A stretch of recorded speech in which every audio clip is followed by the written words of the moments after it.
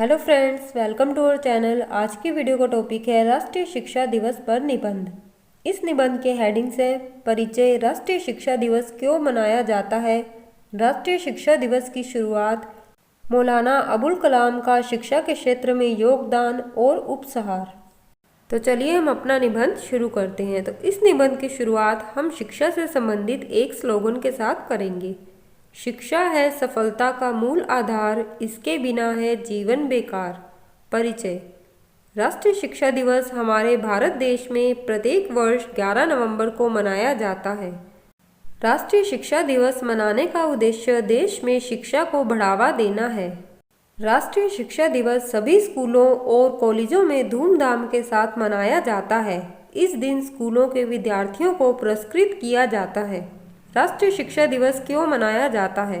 राष्ट्रीय शिक्षा दिवस स्वतंत्र भारत के प्रथम शिक्षा मंत्री मौलाना अबुल कलाम आज़ाद की स्मृति में उनके जन्म दिवस पर मनाया जाता है। 11 नवंबर के दिन इस महान विभूति का जन्म सऊदी अरब के मक्का में हुआ था। भारत में शिक्षा के विकास में मौलाना आज़ाद की महत्वपूर्ण भूमिका थी। महात्मा गांधी के विचारों से प्रभावित होकर भारत के स्वतंत्रता संग्राम में शामिल होने वाले मौलाना अबुल कलाम आज़ाद भारत के बंटवारे के घोर विरोधी और हिंदू मुस्लिम एकता के सबसे बड़े पैरोकारों में थे। राष्ट्रीय शिक्षा दिवस की शुरुआत। वैधानिक रूप से राष्ट्रीय शिक्षा दिवस का प्रारंभ 11 नवंबर 2008 से किया गया है। मानव संसाधन विकास मंत्रालय ने 11 सितंबर 2008 को घोषणा की थी कि भारत में मौलाना अबुल कलाम आज़ाद का शिक्षा के क्षेत्र में महान योगदान है।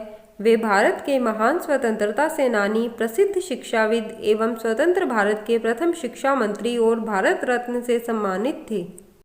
इसलिए उनको याद करके भारत के इस महान पुत्र के जन्मदिन को शिक्षा दिवस के रूप में मनाया जाएगा। मौलाना अबुल कलाम का शिक्षा के क्षेत्र में योगदान। मौलाना अबुल कलाम ने 1947 से 1958 तक स्वतंत्र भारत के पहले शिक्षा मंत्री के रूप में कार्य किया। उनका मानना था कि मातृभाषा में प्राथमिक शिक्षा दी जानी चाहिए। उन्होंने न केवल महिलाओं की शिक्षा पर जोर दिया, बल्कि उन्होंने 14 साल की आयु तक सभी बच्चों के लिए निःशुल्क सार्वभौमिक प्राथमिक शिक्षा के साथ साथ व्यावसायिक प्रशिक्षण और तकनीकी शिक्षा की वकालत की। 1950 में संगीत नाटक अकादमी, साहित्य अकादमी, ललित कला अकादमी का गठन आज़ाद की अगुवाई में ही हुआ था। इससे पहले वह 1950 में ही भारतीय सांस्कृतिक संबंध परिषद बना चुके थे। मौलाना ने शिक्षा के स्तर को बढ़ाने के लिए अत्यधिक स्कूलों, कॉलेजों एवं विश्वविद्यालयों की स्थापना करवाई। मौलाना आज़ाद महिला शिक्षा के खास हिमायती थे। उनकी पहल पर ही भारत में 1956 में यूनिवर्सिटी ग्रांट कमीशन की स्थापना हुई थी। उपसहार।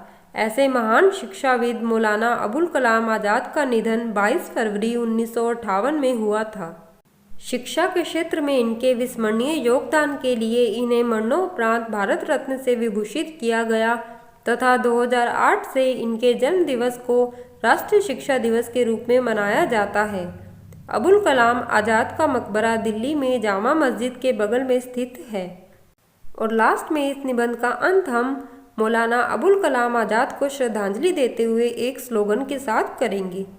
शिक्षा के क्षेत्र में देश को बुलंदियों तक पहुंचाया, नमन है उस वीर सपूत को जो भारत का रत्न कहलाया। तो फ्रेंड्स, इस तरह से अगर आप स्लोगन्स के साथ और हेडिंग्स के साथ अपना निबंध लिखते हैं तो आपका निबंध पढ़ने वाले पर अच्छा प्रभाव डालता है। तो अगर आपको यह वीडियो अच्छी लगी हो तो वीडियो को लाइक ज़रूर करें और चैनल को सब्सक्राइब करें। धन्यवाद।